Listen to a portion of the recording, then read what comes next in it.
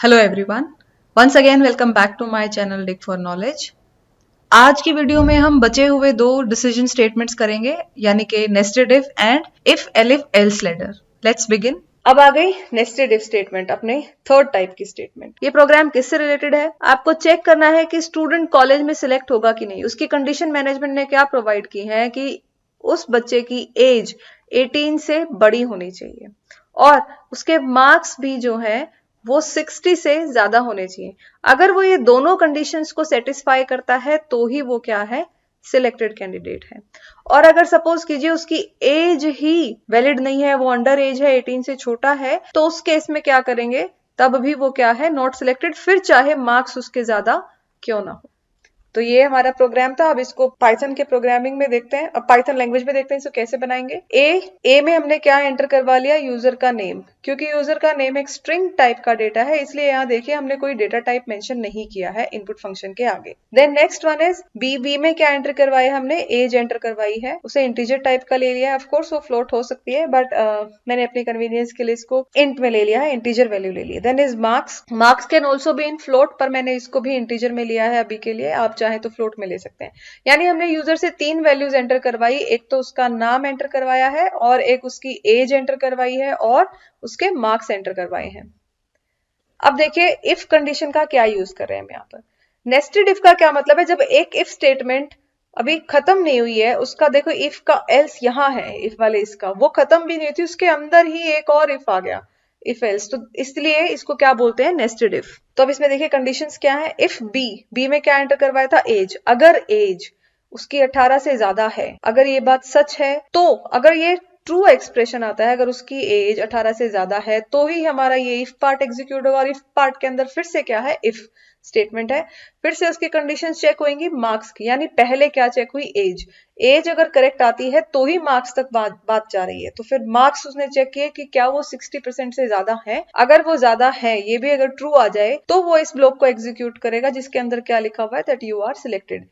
इस स्टेटमेंट को हम स्टेटमेंट 1 मान लेते हैं और इस स्टेटमेंट को that not selected as your marks are less than 60% हम स्टेटमेंट 2 मानकर चलते हैं, और इस स्टेटमेंट को you are not selected because you are under age, statement को हम स्टेटमेंट 3 मान लें। यानी हम क्या कह रहे हैं कि अगर, अब देखिए यहाँ पहले अपनी आउटपुट स्क्रीन चेक करते हैं, 1 बाय 1 देखेंगे। आउटपुट स्क्रीन में स्टूडेंट का नेम एंटर किया मैंने, एबीसी, फिर स्टूडेंट की एज एंटर की, मैंने जानबूझकर ऐसी एज डाली जो कि करेक्ट हो, इस स्टेटमेंट को ट्रू प्रूव करे, 19, सो 19 इज ग्रेटर देन 18। अब उसने उसके मार्क्स पूछे, तो हमने मार्क्स कितने एंटर किए, 70, यानी मार्क्स वाली कंडीशन भी ट्रू करवा दी। और हमने क्या कहा, अगर दो ये ट्रू है तो ये इस वाले ब्लॉक पे आ जाएगी जिसमें मार्क्स कंडीशन चेक होगी, और अगर ये भी ट्रू है तो क्या प्रिंट होगा, स्टेटमेंट 1 प्रिंट होगी, that is you are selected. तो ये हो गई स्टेटमेंट 1।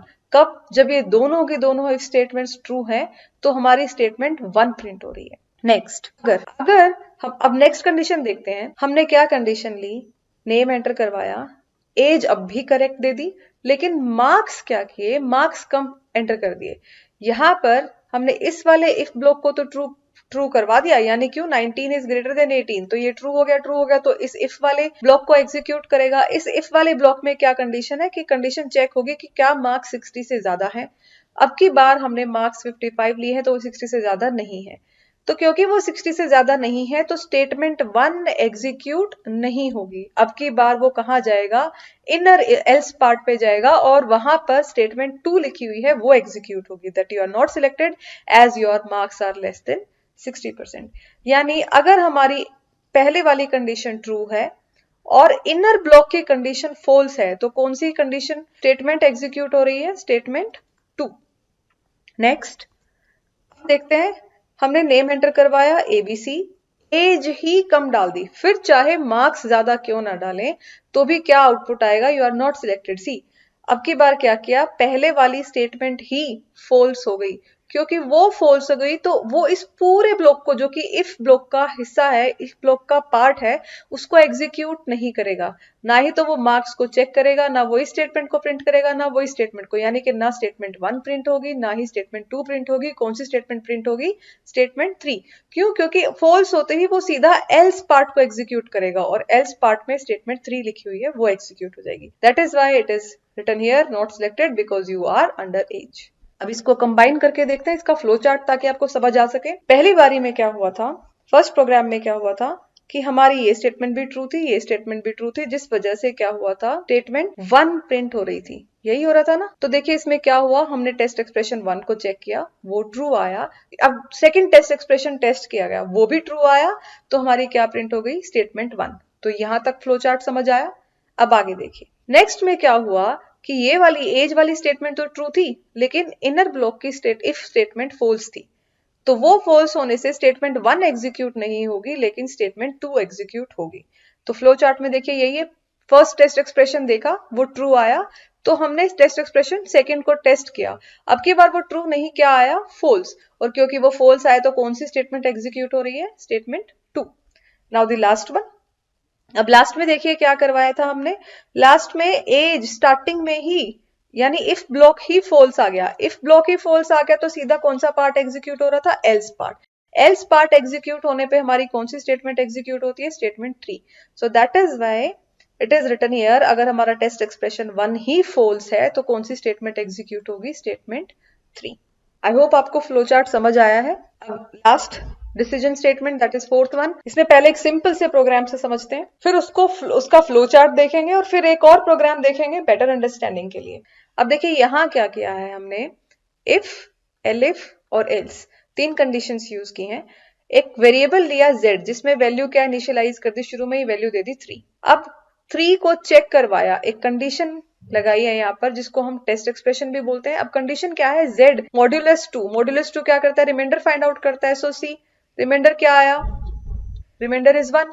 क्योंकि रिमाइंडर 1 है, अब कंडीशन में क्या है कि क्या वो 0 के इक्वल है, क्या ये 0 के इक्वल आया, नहीं आया, तो दैट मीन्स ये क्या हो गया, फॉल्स। क्योंकि ये फॉल्स हो गया तो इफ पार्ट तो एग्जीक्यूट करेगा नहीं, क्योंकि ये फॉल्स हो गया तो if part will not be executed. तो वो अब कहां जाएगा, एलिफ पार्ट पे। अब एलिफ पार्ट पे वो देखेगा कि क्या जो हमारा z है, z मॉड्यूलस 3, यानी कि जब मैं 3 को 3 से डिवाइड करवा रही हूँ तो क्या मेरा मॉड्यूलस, क्या मेरा रिमाइंडर 0 है, यस इट इज। तो अब क्या हो गई, ये स्टेटमेंट ट्रू हो गई। क्योंकि ये स्टेटमेंट ट्रू हो गई तो ये एलिफ पार्ट एग्जीक्यूट हो जाएगा। तो यहाँ क्या जाएगा, z is divisible by 3। Otherwise वो क्या जाता, एल्स पार्ट पे चला जाता और यहाँ इस स्टेटमेंट को एग्जीक्यूट कर देता कि ये नंबर ना तो 2 से डिविजिबल है और ना ही 3 से डिविजिबल है। अब इसको भी पिछले वाले क्वेश्चन की तरह ऐसे ही मान के चलिए कि ये मान लीजिए हमारी है स्टेटमेंट 1 और ये है हमारी स्टेटमेंट 2 और ये है हमारी स्टेटमेंट 3। अब देखिए क्या हो रहा है, अब देखिए हमने पहला टेस्ट एक्सप्रेशन टेस्ट किया, ये रहा, कर लिया। अब उसकी 2 कंडीशन है, या तो ट्रू आएगा या फॉल्स आएगा। अब हमारे केस में जो हमने एग्जाम्पल लिया है उसमें क्या आया है, फॉल्स। अगर वो फॉल्स आए तो क्या हो रहा है, हमारा सेकंड टेस्ट एक्सप्रेशन चेक हो रहा है। ये रहा हमारा सेकंड टेस्ट एक्सप्रेशन जो कि एलिफ में लिखा हुआ है। एलिफ शब्द जिनको नहीं पता उनको बता देते हैं, एलिफ शब्द एल्स और इफ से मिलकर बना है।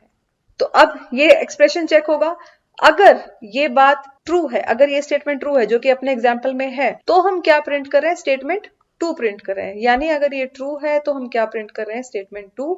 और अगर ये हो जाता फॉल्स तो हम क्या प्रिंट करते, स्टेटमेंट 3। तो इसीलिए फॉल्स के आगे स्टेटमेंट 3 कह लीजिए, या यहाँ पर आप क्या कह सकते हैं, बॉडी ऑफ एल्स। एल्स की बॉडी में जो भी लिखा है वो एग्जीक्यूट हो रहा है। और इसी तरीके से ये तो फॉल्स वाला केस लिया था हमने, अगर ये हमारी कंडीशन ट्रू हो जाती तो शुरू में ही हमारी स्टेटमेंट 1 आ जाती प्रिंट होकर। तो अगर ये ट्रू होता तो क्या होगा, statement 1। So this is how. और इसके बाद अगर कोई भी लाइन लिखी होती है यहाँ पर, जितने भी अगर कोई आगे प्रोग्राम लिखा होता तो उसके बाद जितने भी स्टेटमेंट्स है, चाहे स्टेटमेंट 1 है, चाहे स्टेटमेंट 2 है, चाहे एल्स की बॉडी है, उसके बाद ये लाइन तो एग्जीक्यूट होनी ही थी। सो that is why it's flow chart is like this. अब देखिए ये एक और एग्जाम्पल इसको समझने के लिए। इस प्रोग्राम में ये प्रोग्राम कैसा है कि यूजर कोई भी नंबर एंटर करेगा और ये प्रोग्राम ये बताएगा कि वो नंबर जो आपने एंटर किया है वो एक 2 डिजिट नंबर है, 3 डिजिट नंबर है, 4 डिजिट नंबर है, या इनमें से इनको छोड़ के कोई और, फिर कोई और में 1 डिजिट भी हो सकता है और 5 डिजिट या उससे ज्यादा 6, 7, 8 कितना भी हो सकता है, मतलब इनमें से नहीं है। ठीक है, अब देखिए हमने एक नंबर एंटर करवाया, उसको ए में सेव करवाया। अब ए की कंडीशन टेस्ट करवाई। ये हम कैसे चेक करते हैं, अब देखिए कोई नंबर है 9, 10, 11। 9 कैसा नंबर है, 1 डिजिट। 10 कैसा है, 2 डिजिट। 11 कैसा है, 2 डिजिट। इस तरीके से अगर हम जाते जाएं तो 99 कैसा नंबर है, 2 डिजिट नंबर। और अगर 100 की बात करूं तो ये कैसा डिजिट है, 3 डिजिट नंबर है। तो इससे हमने क्या पता लगाया कि 2 डिजिट नंबर्स जो हैं वो 9 और 100 के बीच में लाई कर रहे हैं। तो जो ये कंडीशन हमने मेंशन की है इधर, इस कंडीशन को हम ऐसे भी लिख सकते थे, 9 लेस देन ए, हाँ less than A and less than 100, A less than 100। अब यहाँ पर हमने क्या किया, अपने क्वेश्चन में जो हमने कर रखा है वहां हमने कंडीशन कैसे दी है, यहाँ पर इक्वल टू 99 लिख दिया है, यानी कि 99 को भी इंक्लूड करवा दिया है। अब दोनों कंडीशंस एक ही बात है। आप इस एक्सप्रेशन को चाहे टेस्टिंग एक्सप्रेशन को तो ऐसे भी लिख सकते हैं और चाहे तो ऐसे भी लिख सकते हैं, बोथ आर करेक्ट। अब क्वेश्चन आगे समझते हैं। अब देखिए इस प्रोग्राम को चेक करते हैं और फ्लो चार्ट को समझने की कोशिश करते हैं। अब अगर मान लीजिए हमने कोई ऐसा नंबर एंटर कराया, जैसे अपने एग्जाम्पल को लेते हैं, जैसे पहले इनपुट की बात करें तो वो क्या है 98। 98 तो पहले कंडीशन चेक होगी, क्या 98 9 से बड़ा और 99 से छोटा है, हाँ तो ये कंडीशन क्या हो गई, ट्रू। क्योंकि ये कंडीशन ट्रू हो गई तो इसको मान लेते हैं स्टेटमेंट 1, ये है हमारी स्टेटमेंट 2, ये है हमारी स्टेटमेंट 3 और ये है हमारी स्टेटमेंट किसकी, एल्स पार्ट की। ये एल्स की बॉडी का पार्ट है और ये नीचे वाली स्टेटमेंट है, statements below this, statements below if else. तो अब देखिए अगर ये ट्रू होता है तो क्या होगा, इफ ब्लॉक एग्जीक्यूट होगा। इफ ब्लॉक यानी ये स्टेटमेंट प्रिंट होगी, it is a 2 digit number. So this is what is happening here, it is a 2 digit number. और पूरा इफ एलिफ लेटर से बाहर निकल के, यानी इनसे भी इन सब से बाहर स्टेटमेंट क्या है, ये वाली स्टेटमेंट प्रिंट, ये स्टेटमेंट इफ एलिफ एल्स के बाहर है तो एक ये स्टेटमेंट प्रिंट हो रही है। तो इसका फ्लो चार्ट क्या हुआ, हमने पहला टेस्ट एक्सप्रेशन टेस्ट किया, या तो वो ट्रू होगा या फॉल्स होगा। तो अभी अपने केस में अगर देखें तो वो क्या है, ट्रू है। तो ट्रू है तो कौन सी स्टेटमेंट प्रिंट हो रही है, statement 1। So that is why true के केस में हम क्या करा रहे हैं, स्टेटमेंट 1 प्रिंट करा रहे हैं। और स्टेटमेंट 1 के बाद क्या प्रिंट हो रहा है, statement just below if elif else letter.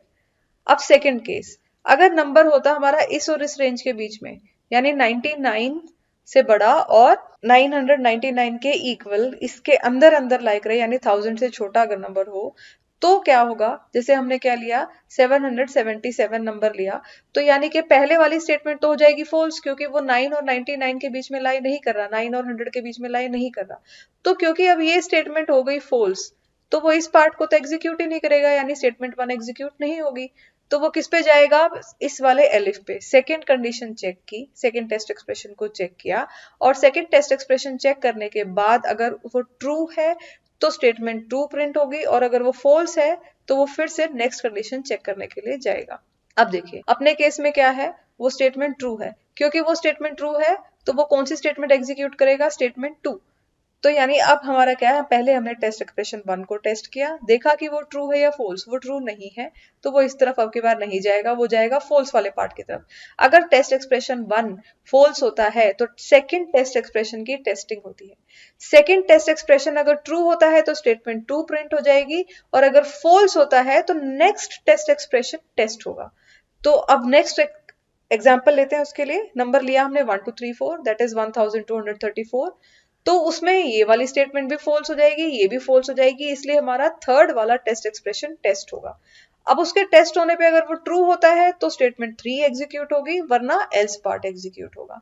तो हमने टेस्ट एक्सप्रेशन 3 को अगर हम कहें ट्रू तो कौन सी स्टेटमेंट एग्जीक्यूट हो रही है, स्टेटमेंट 3, और अगर फॉल्स तो क्या हो रहा है, एल्स पार्ट एग्जीक्यूट होगा। तो यहाँ पर क्योंकि ये ट्रू था इसलिए हमारी स्टेटमेंट 3 एग्जीक्यूट हो गई, और उसके बाहर वाली स्टेटमेंट्स तो होंगी ही होंगी, वो तो है ही, स्टेटमेंट जस्ट बिलो इफ ये तो एग्जीक्यूट होंगी ही होंगी। नेक्स्ट, अब हमने नेक्स्ट नंबर क्या लिया, 9। तो 9 इसकी रेंज में नहीं आता। देखो 9 से बड़ा नंबर का है, उसने 9 के इक्वल नहीं कहा। जैसे यहाँ पर तो इक्वालिटी का भी साइन है 99 के आगे, 9 के आगे इक्वल का साइन नहीं है। तो दैट मीन्स अगर वो इक्वल होता तो ये स्टेटमेंट होती ट्रू, लेकिन अब क्योंकि 9 नहीं है तो इसलिए वो स्टेटमेंट क्या हो जाएगी, फॉल्स। तो ये स्टेटमेंट हो गई फॉल्स। सेम हियर, ये वाली स्टेटमेंट भी फॉल्स हो गई, ये भी फॉल्स हो गई। तो वो सीधा किस पार्ट पर जाएगा, आपके एल्स पार्ट को एग्जीक्यूट करेगा। यानी अगर ये भी फॉल्स है, फर्स्ट एक्सप्रेशन भी फॉल्स है, सेकंड टेक्स्ट एक्सप्रेशन भी फॉल्स है और थर्ड टेक्स्ट एक्सप्रेशन भी फॉल्स है, तो हमारा क्या एग्जीक्यूट होगा, body of else. So that is why it is executing body of else. Number या तो 1 डिजिट का नंबर है या 5 डिजिट या उससे ज्यादा डिजिट्स का नंबर है, और इन सब से बाहर जो स्टेटमेंट लिखी हुई है वो भी एग्जीक्यूट होगी। सो that is why it is printing this, और इस तरीके से इसका फ्लो चार्ट बन जाएगा। That's all for today. So we learned about decision statements, how to draw flow charts related to them, and how to make programs using decision statements. Thanks for watching. Once again, thank you for watching, and do not forget to subscribe the channel.